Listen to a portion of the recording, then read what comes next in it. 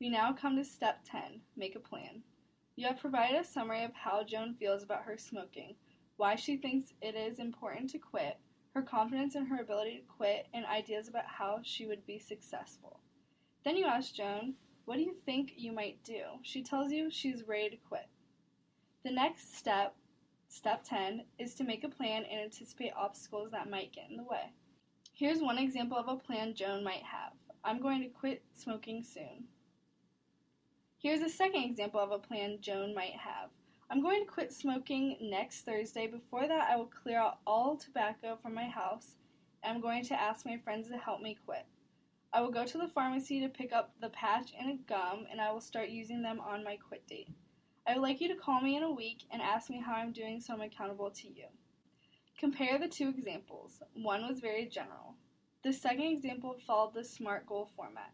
Specific, measurable, attainable, relevant, and time-bound. It was specific. Joan described the specific steps she was going to take. It was measurable. She said she would go down to 0 cigarettes on her quit date. It was attainable. She described a time frame that would work for her. She's going to stop Thursday.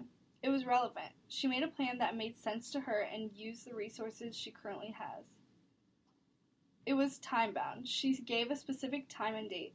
This is an example of a SMART goal, what Joan needs to be successful. We know from research that having someone express specific steps that they plan to take with someone else, as opposed to thinking about it on their own, is more likely to result in an actual change. Drawing out specifics of the plan and how it will happen has been proven to be effective. The next step in making a plan is to anticipate and prepare for challenges. Once a change plan is set, challenges may arise. It is important to talk with Joan about what may stand in the way of her success, as well as a solution when it comes to facing these obstacles. For example, you may start with the phrase, what might stand in the way of your success?